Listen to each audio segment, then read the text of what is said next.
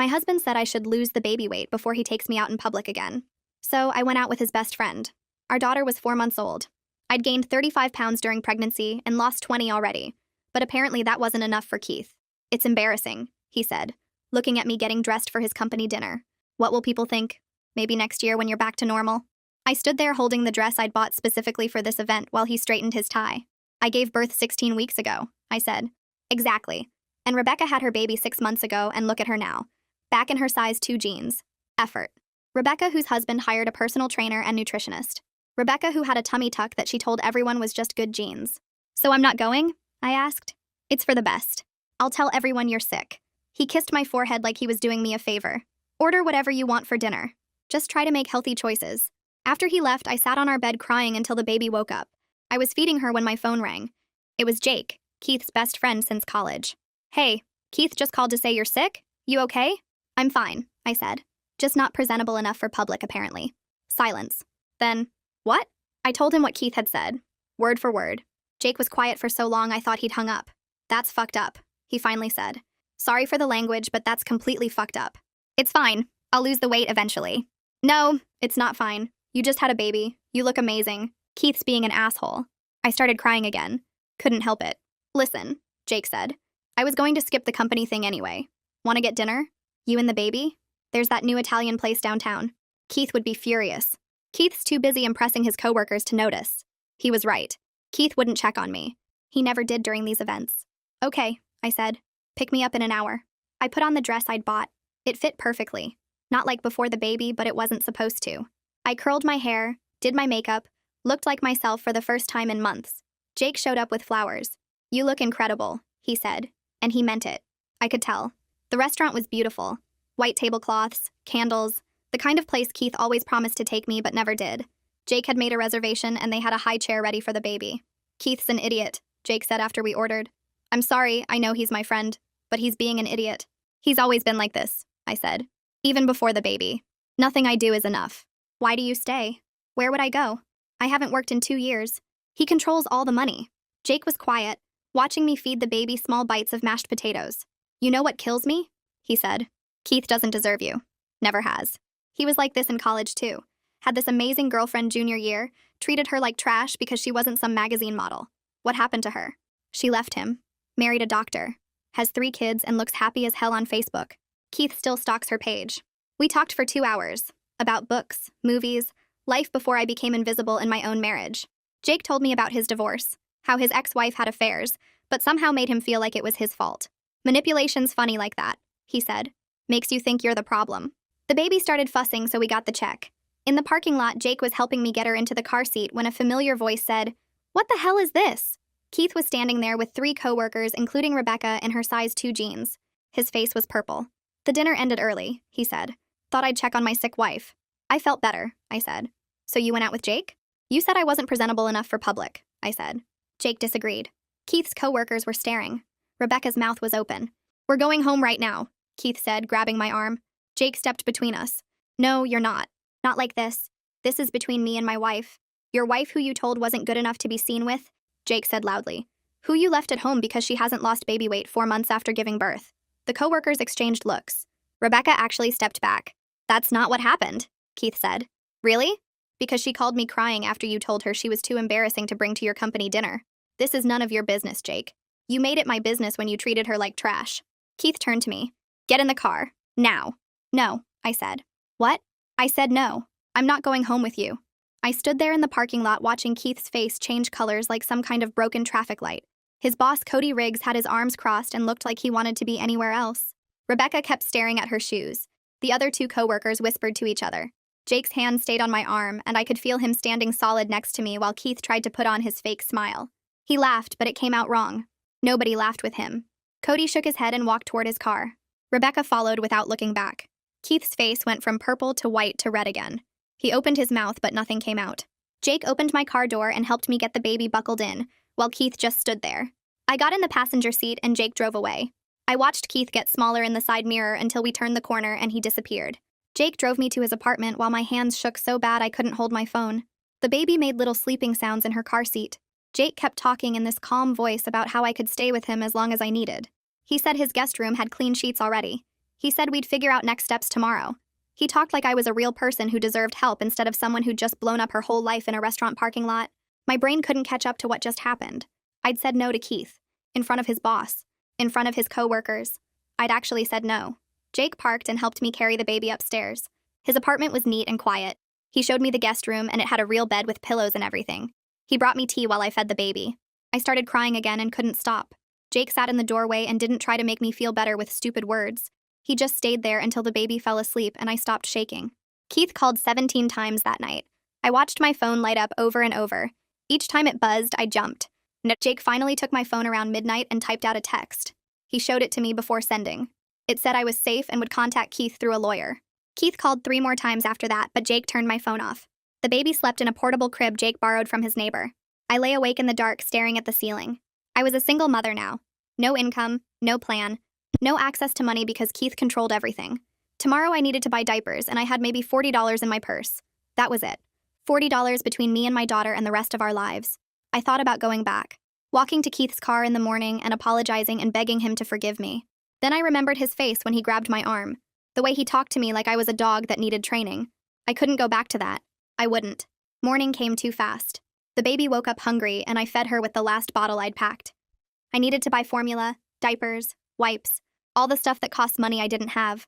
I found my purse and pulled out my debit card. Jake drove me to the pharmacy because I didn't have my car. Keith had the keys. I loaded up a basket with baby supplies and went to pay. The card reader beeped. Declined. I tried again. Declined. The pharmacist looked at me with this expression I couldn't read. Heat rushed to my face. Other people waited in line behind me. I wanted to disappear. The pharmacist leaned forward and said quietly that she left her husband last year. She knew exactly what this felt like. She said it gets better. Jake appeared next to me and handed his card to the pharmacist. He paid for everything, and when I tried to say I'd pay him back, he told me to stop. He said we'd figure it out. He said I wasn't alone. I cried in his car in the pharmacy parking lot while the baby played with her feet in the back seat. I called my parents from Jake's apartment. My mom answered on the first ring like she'd been sitting by the phone waiting. I told her everything. Every word Keith said. Every awful comment about my body. How he wouldn't take me to his company dinner. How I went with Jake instead. How Keith found us. How I left. My mom was quiet for a long time. Then she said they were coming. She said they'd be there in 3 hours. My dad got on the phone and asked if I was safe. I said yes. He asked if the baby was safe. I said yes. He said good. He said they loved me. He said we'd figure this out together. They showed up exactly 3 hours later with my dad's face looking like someone had punched him. He hugged me so hard I couldn't breathe. My mom held the baby and cried. We sat at Jake's kitchen table and I told them everything again. All the things I'd hidden for years. How Keith controlled the money.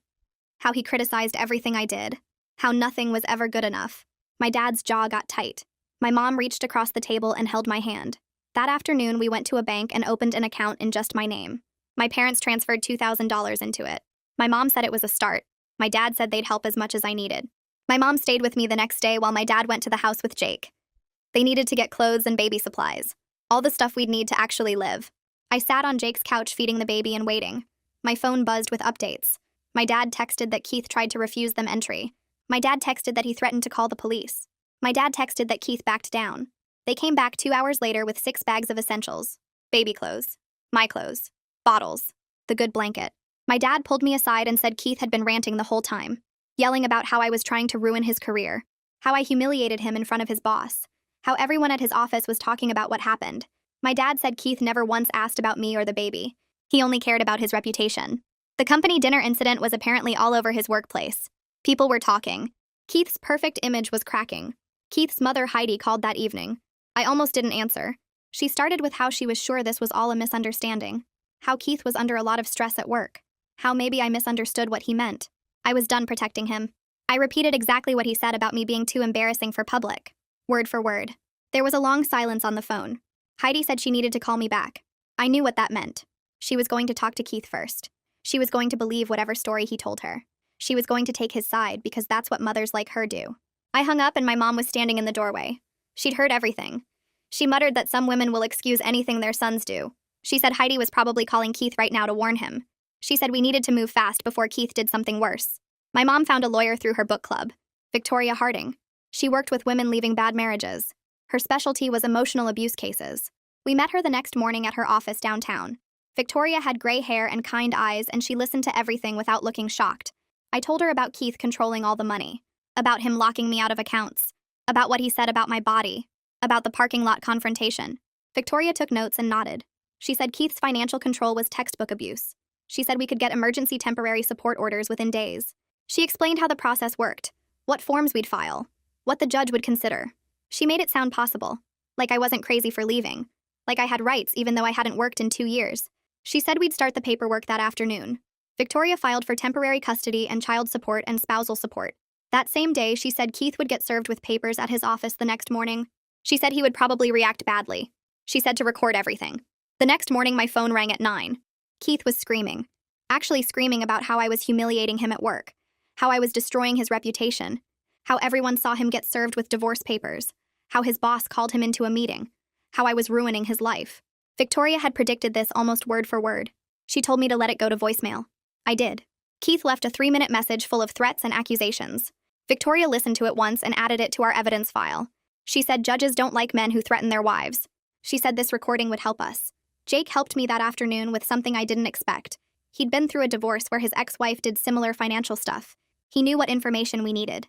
We sat at his kitchen table with my laptop and created spreadsheets. Every account Keith locked me out of. Every shared expense I could remember. His income from his job. Our spending patterns over the last 2 years. My complete financial dependence on him. Jake knew exactly what questions Victoria would ask. He helped me document everything in a way that made sense. Page after page of proof that I couldn't survive without support, that Keith had controlled every dollar, that I'd been trapped.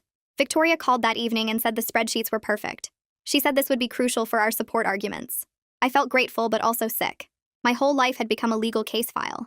Numbers on a spreadsheet. Evidence of how small I'd let myself become. The emergency hearing was 5 days after I left Keith. I sat next to Victoria in the courtroom while the baby slept in her carrier. At my feet, Keith walked in with a lawyer wearing a suit that probably cost more than my car used to be worth. His lawyer started talking immediately about how I abandoned the marital home and took the child without warning. He made it sound like I kidnapped my own daughter.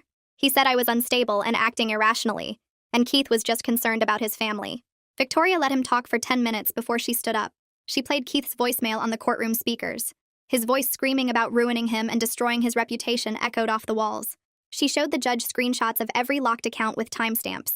She had statements from Jake and both my parents about what Keith said about my body and how he left me at home. The judge was a woman in her 50s who looked tired. She listened to everything and then asked Keith's lawyer if he had evidence that I was actually unstable or just evidence that I left an abusive situation. Keith's lawyer stumbled over his words. The judge ordered temporary support of $3,000 monthly starting immediately. She told Keith he had 48 hours to restore my access to all accounts or face contempt charges. Keith's face went red, but he didn't say anything. 2 days later, Victoria called with news about Keith's job. His boss, Cody, had apparently reported the parking lot incident to HR. Now Keith was under investigation for creating a hostile work environment. 2 women who worked with him had come forward. They said Keith made comments about their appearances after they came back from maternity leave. One said he asked when she planned to lose the baby weight in front of the whole team. Another said he told her she should consider whether she was really committed to her career if she kept taking time off for her kids. The investigation was formal and serious. Keith sent me an email blaming me for ruining his career. He said I contacted his workplace and lied about him. I forwarded it to Victoria without responding. I hadn't talked to anyone at his company. His own behavior was catching up with him, and he couldn't accept that. The baby had her checkup that week. The pediatrician was nice and asked how I was doing while she checked the baby's weight and measurements. I started crying. Just completely broke down in the exam room. She handed me tissues and sat down instead of rushing to the next patient. She talked to me for 20 minutes about postpartum support and how my body was healthy and normal. She wrote down names of therapists and support groups. Then she said something that stuck with me. She mentioned she'd seen several mothers lately in situations like mine. Professional men who treated their wives like accessories they could upgrade when the model got old or damaged. She said it quietly, but I could tell she meant it. The baby was healthy and growing well. I was the one who needed help. My phone rang 3 days later from a number I didn't know. I almost didn't answer, but something made me pick up. It was Rosemary, Keith's sister. I'd only met her twice at family events. She lived in Seattle and barely talked to the family. She said she heard about the separation from her mother. Then she told me Keith treated her the same way growing up. He criticized her weight constantly, made comments about what she ate, told her she'd never get a boyfriend looking like that. She moved across the country right after college and only came home for major holidays. She said she recognized the pattern as soon as Heidi told her what happened. She offered to write a statement for Victoria about Keith's history of emotional abuse. I thanked her and gave her Victoria's contact information. After we hung up, I sat there thinking about how Keith had been like this his whole life. It wasn't stress or work pressure. This was who he was. Keith showed up at Jake's apartment 4 days after the hearing. Jake answered the door, and I heard Keith's voice from the guest room. He was asking to talk to me. Begging, actually. Jake came and got me, and I went to the door. Keith was holding flowers. The expensive kind from the fancy florist downtown. His eyes were red like he'd been crying. He said he was sorry. He said he was stressed about work and didn't mean any of it. He promised he'd change if I just came home. Seeing him cry almost worked. For about 30 seconds, I felt bad for him. Then I remembered him kissing my forehead and telling me to make healthy choices. I told him to leave. His face changed immediately. The tears stopped and his jaw got tight. He said I was making a huge mistake. He said I'd regret this when I couldn't afford diapers. He said the baby deserved her real family, not whatever this situation was. Jake stepped between us and told Keith to go. Keith left, but the flowers stayed on the doorstep.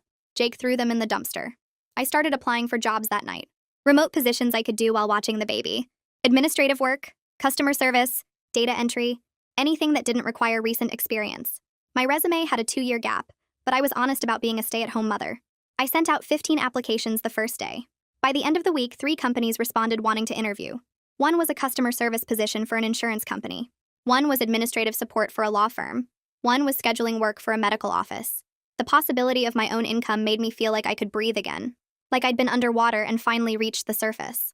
Heidi called again a week after Rosemary contacted Victoria. Her tone was completely different this time. She asked how the baby was doing. She asked what we needed. She didn't defend Keith or make excuses. She said Rosemary told her everything about how Keith treated her growing up.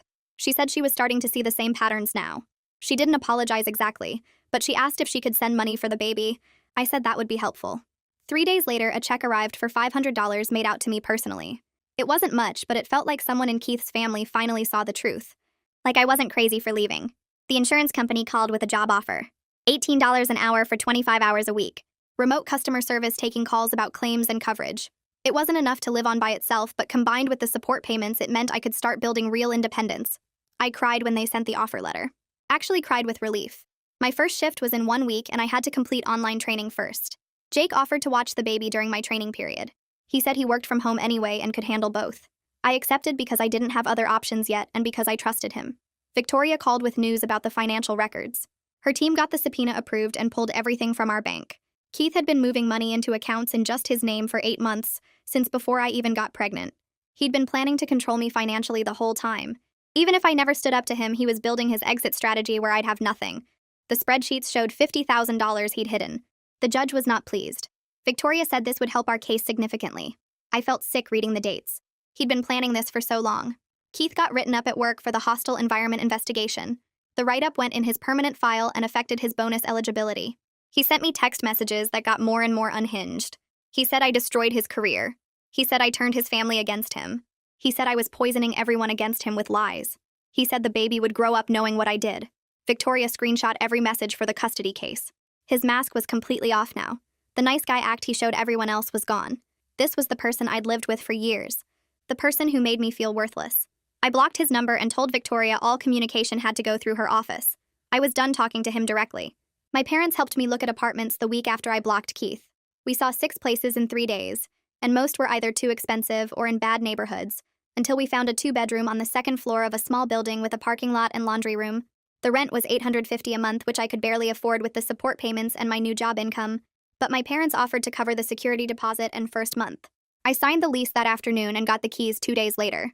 Moving day was exhausting because I didn't have much furniture yet, just clothes and baby supplies and some kitchen stuff my mom brought from her house.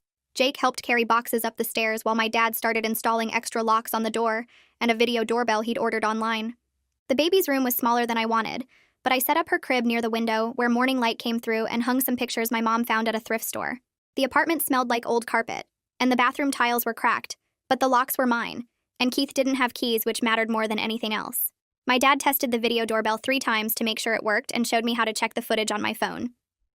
That night, I sat on the floor of my empty living room feeding the baby and felt something close to peace for the first time in months.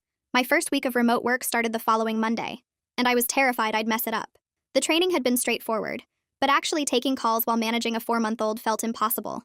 I scheduled my shift during her morning nap and hoped she'd sleep through most of it. But of course, she woke up 20 minutes into my first call. I muted myself while talking to a customer about their insurance claim and bounced her on my hip until she settled, then unmuted and finished the call like nothing happened. My supervisor sent me a message afterward saying she heard the baby and not to worry about background noise as long as I stayed professional with customers. The relief almost made me cry. My mom started coming over in the evenings so I could take more calls, and by the end of the week, I'd completed 25 hours and earned my first paycheck, $450 deposited into my own account that Keith couldn't touch. I stared at the balance on my phone and felt like I could breathe again. Each call I took was proof I could survive without him. Keith showed up at my apartment unannounced on a Tuesday afternoon 2 weeks after I moved in. It wasn't his scheduled custody time, and I was in the middle of a call when someone started pounding on my door. I muted myself and looked through the peephole and saw him standing there looking angry. The baby started crying from the noise, and I picked her up while Keith kept pounding and yelling about wanting to see his daughter. I unmuted long enough to tell the customer I needed to call them back, then hung up and dialed Victoria's number with shaking hands. She answered on the second ring, and I told her Keith was violating the custody order and wouldn't leave. She said not to open the door and to call the police if he didn't leave within 5 minutes. Requested Reds is on Spotify now. Check out link in the description or comments. Keith kept yelling through the door about his rights as a father, and how I was keeping his daughter from him, and my neighbor from across the hall opened her door and threatened to call the cops if he didn't shut up. The video doorbell was recording everything. Keith finally left after 10 minutes of pounding and yelling, and I sat on the floor holding the baby while she cried and I cried and my whole body shook. Victoria called back 20 minutes later and said she was filing a motion for contempt and stricter custody enforcement. She asked me to send her the video doorbell footage, which I did immediately. The contempt hearing happened 3 weeks later, and I sat in the courtroom while Victoria presented the video evidence of Keith pounding on my door and yelling. The footage showed him clearly violating the temporary custody order and making threats about taking the baby. Keith's lawyer tried to argue that he was just a concerned father who wanted to see his daughter, but the judge watched the video twice and didn't look impressed. Keith sat at his table looking furious while his lawyer whispered to him, and I could see his jaw clenching from across the room. The judge asked Keith directly if he understood that showing up at my apartment outside scheduled custody times was a violation, and Keith said yes, but tried to explain that he just missed his daughter. The judge cut him off and ordered supervised visitation, only until Keith completed an anger management course. Keith's lawyer tried to argue that I was alienating him from his daughter, but Victoria pointed out that I'd followed every custody order while Keith had violated them repeatedly. The judge agreed and said the supervision would continue until Keith could demonstrate appropriate behavior. I felt safer knowing someone would be watching when he had the baby. I found a postpartum support group that met Wednesday evenings at a community center near my apartment. My mom watched the baby during the meetings, and I sat in a circle with 8 other women who all had babies under a year old. The first night we went around introducing ourselves and talking about our struggles, and when it was my turn, I started crying before I even finished saying my name. The facilitator was a woman named Tatiana Klein, who had kind eyes and a gentle voice, and she let me cry for a minute before asking if I wanted to share what was going on. I told them about Keith and the company dinner and leaving and the custody battle, and they all nodded like they understood. One woman talked about how her husband told her she looked beautiful at 8 months postpartum, and I started crying again because I couldn't imagine Keith ever saying anything like that. He'd spent months making me feel disgusting and worthless, and hearing these women talk about partners who supported them made me realize how warped his expectations were. After the meeting, Tatiana gave me a list of therapists who specialized in trauma recovery and told me the group met every week if I wanted to keep coming. I took the list and promised I'd be back. Victoria called me the following week with news about Keith's workplace investigation. The company had concluded their review, and multiple women had reported his comments about their appearances after maternity leave and his complaints about mothers needing flexible schedules. He wasn't fired, but they put him on a performance improvement plan, which basically destroyed any chance of advancement. Victoria said this would help our case because it established a pattern of behavior beyond just our marriage. Keith sent me an email that night blaming me for ruining his career and calling me vindictive and cruel before his lawyer probably told him to stop communicating directly. The email was vicious and personal, and reading it made my hands shake, but I forwarded it to Victoria immediately. She added it to our evidence file and sent a formal letter to Keith's lawyer, reminding him that all communication needed to go through legal channels. I deleted the email and tried not to think about how much Keith hated me now. I started seeing a therapist named Dr. Sarah Sutherland, who specialized in emotional abuse recovery. Her office was in a small building downtown, and the waiting room had comfortable chairs and magazines about parenting. The first session was mostly intake paperwork and basic questions about my history with Keith. But the second session, she started asking about specific things he did that made me feel controlled. I told her about the food criticism and the clothing monitoring and how he'd isolated me from friends by making me feel like I was embarrassing him. She wrote notes while I talked, and when I finished, she said everything I described was textbook emotional abuse. Things like criticizing my food choices and monitoring my clothing and isolating me from friends and making me responsible for his emotions were all abuse tactics designed to break me down. I'd spent years thinking I was just a bad wife who couldn't do anything right, but really I was being systematically destroyed by someone who was supposed to love me. Dr. Sutherland said recovery would take time, but I was already doing the hard work by leaving and building independence. I left that session feeling like someone finally understood what I'd been through. Keith's father, Augie, called me directly 2 weeks later, which surprised me because we'd barely spoken since the separation. He said Heidi told him everything about Keith's behavior, and he wanted to apologize for not seeing what his son was doing to me. His voice was quiet and sad, and he asked how his granddaughter was doing and if there was anything he could do to help. I told him honestly that we were managing, but things were tight financially, and he said he wanted to send money for her college fund in an account Keith couldn't access. A check arrived 3 days later for $2,000 made out to me as trustee for the baby's education fund. Augie called again after I deposited it and said he and Heidi were requiring Keith to attend therapy as a condition of their continued relationship with him. He didn't excuse Keith's behavior or try to minimize what happened, and I appreciated that more than the money. Having someone from Keith's family actually see the truth and take it seriously felt validating. Victoria called with news about the divorce proceedings. She'd filed all the paperwork, and Keith's lawyer had responded with a settlement proposal that was insulting. They wanted minimal child support based on some creative accounting of Keith's income, no spousal support beyond 6 months, and joint custody, despite his current supervised status. Victoria said we should reject it completely and prepare for litigation, which would take months, but she was confident we'd get much better terms. The proposal showed Keith still thought he could control the outcome and pay as little as possible while maintaining maximum access to the baby. I told Victoria to reject everything and fight for what we deserved. She said litigation would be expensive and stressful, but I was learning that standing up for myself meant being willing to fight long battles. I wasn't backing down anymore. The baby started sleeping 6-hour stretches at night around the same time, which felt like a miracle. I could actually get rest between work shifts and legal stress and managing everything alone. My parents visited twice a week, bringing groceries and helping with laundry, and just being present, so I didn't feel completely isolated. Jake checked in regularly through text messages, asking if I needed anything and offering to watch the baby when I had appointments. I was building a support system that didn't depend on Keith at all. Some days were still hard when the baby was fussy or work was stressful, or I got another nasty email from Keith's lawyer, but I wasn't drowning anymore. I was getting into a rhythm of single parenting that felt sustainable. I could see a path forward that didn't involve Keith controlling every aspect of my life, and that made even the hard days bearable. My supervisor called me into her office on a Tuesday morning 3 months after I started, and I thought I was in trouble for something. She closed the door and smiled and told me they were promoting me to senior customer service representative with full-time hours and benefits starting next pay period. My salary would jump to $45,000 annually, which was more money than I'd ever made in my life. She said my professionalism and problem-solving skills were exactly what the team needed, and they'd been impressed with how I handled difficult customers and mentored newer employees. I sat there trying not to cry, because hearing someone praise my work after years of Keith telling me I wasn't good enough for anything felt completely unreal. I was actually good at something that mattered, and someone noticed and valued it enough to promote me. I called my mom from the parking lot during lunch, and she started crying too and said she was so proud of me. The benefits package included health insurance for me and the baby, which meant I wouldn't be dependent on Keith's insurance anymore. Another piece of independence I could check off the list. Victoria called that same week with news about Keith's case. He'd completed his anger management course, and his lawyer filed a petition for unsupervised visitation rights. The court scheduled a hearing, and the custody evaluator would testify about Keith's behavior during the supervised visits over the past few months. Victoria warned me the judge would probably grant standard visitation, since Keith had followed all the court orders, and the evaluator's reports showed appropriate interaction with the baby. I felt sick thinking about sending her overnight with him, but Victoria said the evaluator assured her Keith had been on his best behavior and showed no concerning signs. The hearing happened 2 weeks later, and I sat in the courtroom while the evaluator testified that Keith attended every scheduled visit, followed all guidelines, interacted appropriately with the child, and completed his required anger management program. The judge granted him alternating weekends, Friday evening through Sunday evening plus Wednesday evenings from 5 to 8. Standard visitation for a father with no current safety concerns. I wanted to scream that he wasn't safe, that he was just performing for the evaluator, but I had no proof beyond my gut feeling. Keith looked smug when the judge announced the schedule, and his lawyer shook his hand like they'd won something. Victoria squeezed my shoulder and reminded me this was temporary, that we'd revisit custody in the final divorce settlement. The first overnight exchange happened on a Friday evening 3 weeks later. I packed the diaper bag with detailed instructions about the baby's eating schedule, nap times, favorite toys, bedtime routine. I wrote everything down like Keith had never spent time with his own daughter. He showed up at my apartment exactly at 6 like the court order specified, and I handed over the baby with shaking hands. She reached for me when he took her, and I almost grabbed her back. Keith's face was neutral, carefully blank, playing the responsible father role.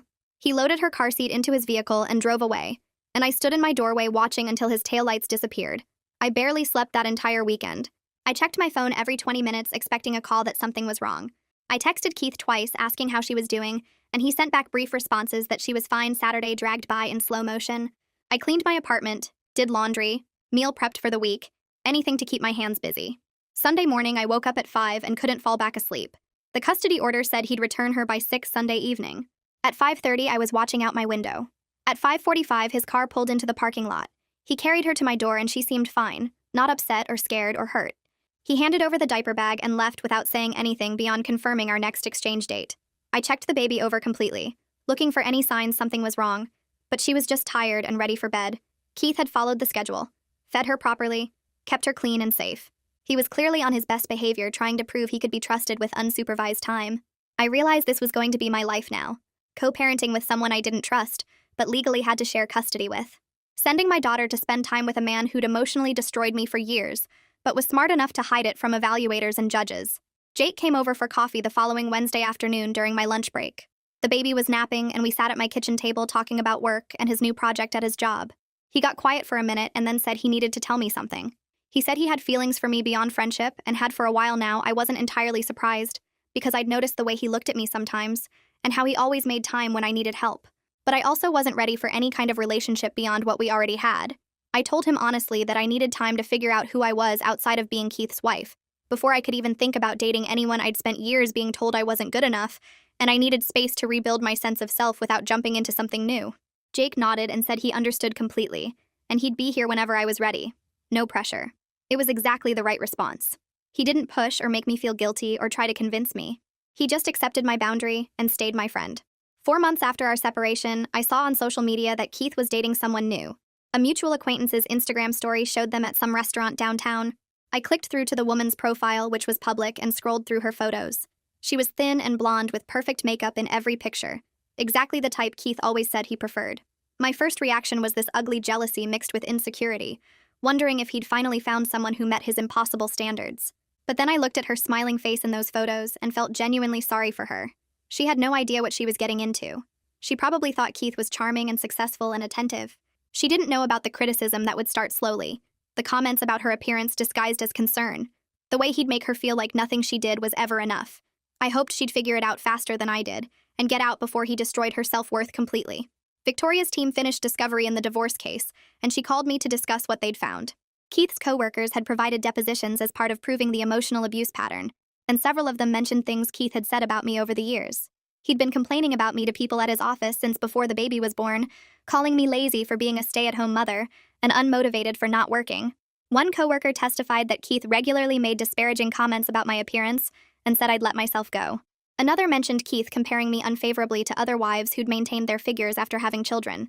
Reading those depositions hurt worse than I expected because these were people I'd met at company events. People who'd smiled at me and made small talk while Keith was trashing me behind my back. They'd all known how he really felt about me, and nobody said anything. Victoria said the depositions helped prove the pattern of emotional abuse, which would strengthen our case for primary custody and better support terms. But that didn't make it easier to read. I started exercising again around the same time, but not because I wanted to lose weight or look different. I needed stress relief and a way to do something physical that wasn't work or childcare. I found a postpartum fitness class at a community center that met Tuesday and Thursday evenings when my mom could watch the baby. The class was specifically for mothers recovering from pregnancy, and everyone there had similar bodies with soft stomachs and stretch marks.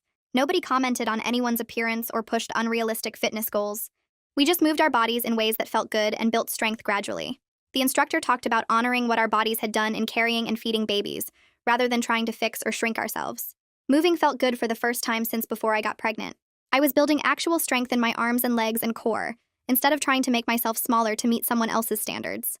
My body had carried and fed my daughter, and that was something to celebrate, not fix. Keith's new girlfriend broke up with him after just 2 months. I heard through the same mutual connections that had shown me they were dating.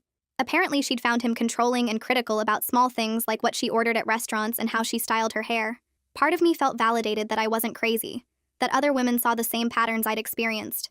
But mostly, I just felt tired of Keith's whole cycle of treating women badly. Rosemary called me after she heard about the breakup and said she wasn't surprised at all. She said Keith would keep doing this to every woman he dated until he faced real consequences that forced actual change, and even then she wasn't sure he was capable of it. Some people were just built to tear others down to feel better about themselves.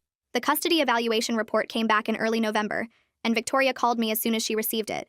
The evaluator recommended I have primary physical custody with Keith maintaining his standard visitation schedule.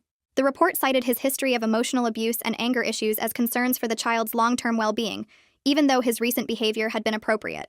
The evaluator noted that Keith's compliance during supervised visits appeared performative, and she had concerns about his ability to co-parent effectively long-term. Keith's lawyer immediately filed objections and argued the evaluator was biased. But Victoria said the evaluator's testimony about Keith's behavior during the evaluation process itself would support her recommendation. Apparently, Keith had been dismissive and hostile when discussing me during his interview, and made several disparaging comments that raised red flags. I cried with relief when Victoria read me the full report, because finally someone official was recognizing that Keith shouldn't have equal custody. Someone with credentials and authority was saying what I'd known all along. I bought a car 2 weeks later with money I'd saved from working, plus some help from my parents. It was a used sedan, nothing fancy, but it was registered in my name only, and Keith had no access to it or knowledge of it. Having transportation that Keith didn't control or monitor felt like another huge piece of independence. I could go anywhere without asking permission or explaining where I'd been. I could take the baby places on my schedule without coordinating with anyone. The first weekend I had the car, I drove to the beach with the baby just because I could. We sat in the sand and she played with her toys while I watched the ocean, and felt genuinely free for the first time in years. 6 months later, I sat in Lucian Broderick's mediation office across from Keith, and it felt like watching a stranger. The conference room had gray walls and a long table, and Lucian sat at the head taking notes while Keith's lawyer shuffled papers. Keith smiled at Lucian and made small talk about the weather and his golf game, trying that charm thing he did with people he wanted to impress.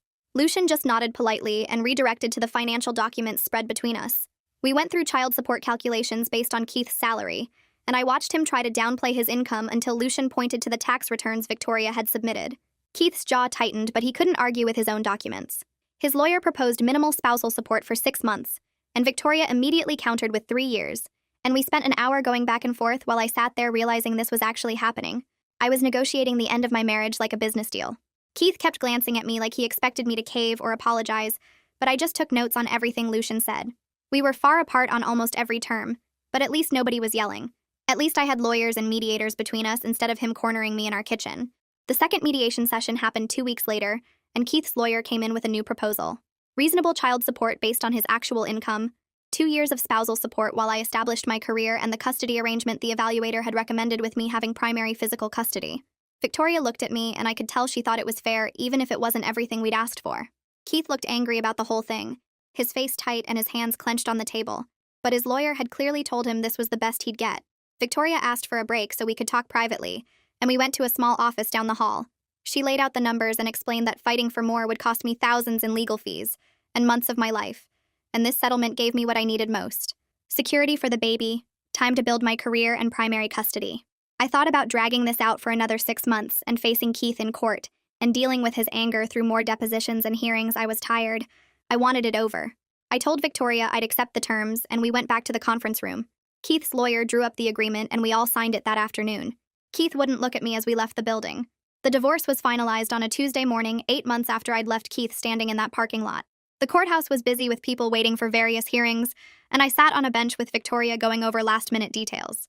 Keith arrived with his lawyer and sat on the opposite side of the hallway, and we didn't speak or make eye contact. The judge called our case, and we filed into a small courtroom that smelled like old wood and floor polish.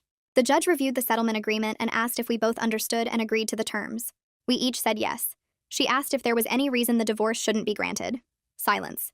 Then she signed the papers and said we were legally divorced, and just like that, it was done. 8 months of separation and legal proceedings and emotional hell reduced to a judge's signature. I felt relief wash over me so strong I almost cried right there in the courtroom. I was free. Legally, officially free from someone who'd spent years making me feel worthless. Keith looked angry as we left, his face red and his movements sharp, but I didn't care about his feelings anymore. His emotions weren't my problem. My daughter would grow up watching me be independent and strong, and that mattered more than anything. Keith felt I got promoted at work 3 weeks after the divorce was finalized. My supervisor called me into her office, and I thought I was in trouble for something. But instead, she offered me a team lead position overseeing 5 customer service reps. The salary was $55,000 annually, more than I'd ever made before I stopped working to stay home with the baby. She said my performance had been excellent, and she wanted to get me into management training within the next year.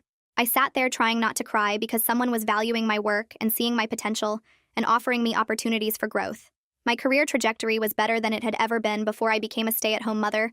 I was building a professional identity that had nothing to do with being anyone's wife. That afternoon, I called my parents, and my mom cried happy tears over the phone.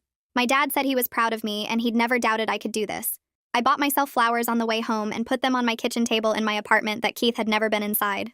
Jake asked me to dinner on a Saturday night almost a year after I'd left Keith. Not dinner with the baby like we'd done dozens of times, but actual dinner just the two of us while my mom watched the baby at my apartment. I knew what he was asking without him having to say it directly. We'd been dancing around this for months. The attraction and care obvious, but neither of us pushing because I needed time to heal. I said yes because I wanted to, not because I felt pressured or obligated. The restaurant was quiet and we talked about everything except Keith and divorce and custody arrangements. Jake told me about a project at his job, and I told him about the management training program I'd be starting. We laughed about stupid things, and I realized I felt comfortable in a way I never had with Keith. Being with someone who treated me like an equal partner felt revolutionary after years of being made to feel less than. We took things slow because I was still learning to trust, and Jake was patient with that. He never pressured me or made me feel like I wasn't enough. We were building something healthy based on mutual respect instead of control and criticism. Keith started going to therapy after his parents threatened to reduce contact with him. Rosemary told me about it over coffee one afternoon, saying their mom and dad had finally recognized the pattern of behavior and given Keith an ultimatum: get help or lose access to family events and his relationship with them. I was skeptical about his motivation because Keith only did things when they benefited him, but I noticed he was less hostile during custody exchanges. He'd show up on time, follow the schedule, return the baby's things without complaint. He even asked politely about her routine instead of demanding information like he used to. Rosemary warned me that real change takes years, and I shouldn't expect miracles. Some people went to therapy and learned to fake appropriate behavior without actually changing their core beliefs. I maintained firm boundaries regardless of what Keith did or didn't do in therapy. His growth or lack of it wasn't my responsibility anymore. I pulled up photos on my phone one evening after the baby fell asleep and scrolled back to a year ago. There was a picture my mom had taken of me holding the baby 2 weeks after I'd left Keith. My face looked exhausted and scared and lost. I barely recognized that woman now. I'd built a career from nothing, established a home, developed a support system of friends and family and professionals who helped me. I'd learned to value myself independent of anyone else's opinion. My body was strong and capable, and I'd stopped caring about the number on the scale or fitting into old jeans. I was teaching my daughter through my example that women don't exist to be decorative or to meet someone else's standards. She was watching me work and parent and build a life, and someday she'd understand that her worth came from who she was, not how she looked. The baby's first birthday party happened on a Saturday afternoon at my apartment. My parents came early to help set up decorations, and Jake brought a cake from the bakery downtown. Friends from my support group arrived with presents, and Tatiana brought a card signed by everyone in our Tuesday night sessions. Keith's parents showed up right on time with a huge stuffed animal, and Augie hugged me and said how proud he was of the life I'd built. Heidi was quieter, but she helped in the kitchen and played with the baby and seemed genuinely happy to be included. Keith had his own celebration during his custody time the next day, and I was okay with that. We could both be good parents separately. We didn't have to pretend to be a family for appearances. My daughter was loved and safe and had people who cared about her, and that's what mattered. She smashed cake all over her face, and everyone laughed and took pictures, and I felt genuinely happy in a way I hadn't felt in years. I signed a lease on a bigger 2-bedroom apartment in a better neighborhood 6 weeks later. The rent was higher but affordable now, with my increased income and spousal support ending in another year. The baby would have her own room with space to play. Instead of sleeping in the corner of my bedroom, I spent a weekend painting her room a soft yellow and assembling furniture I'd bought from a discount store. Every choice I made about our home reflected my values and preferences without anyone's criticism. I picked out a couch I liked and hung pictures I wanted to see, and organized the kitchen the way that made sense to me. My parents helped me move, and my dad installed shelves in the baby's closet. Jake came over with tools and fixed the loose bathroom door handle and rehung a cabinet that was crooked. Standing in my new living room surrounded by boxes, I felt proud of what I'd accomplished. This was mine. Jake and I talked about future possibilities one evening while sitting on my new couch after the baby went to sleep. He asked where I saw things going between us, and I appreciated that he was direct instead of making me guess what he wanted. I told him honestly that I wasn't ready to rush into anything serious after my experience with Keith. I was still learning who I was outside of being someone's wife, and I needed to keep building my independence. Jake said he understood, and he wasn't going anywhere. We were both learning what partnership looked like between equals, building something at a pace that respected my healing process.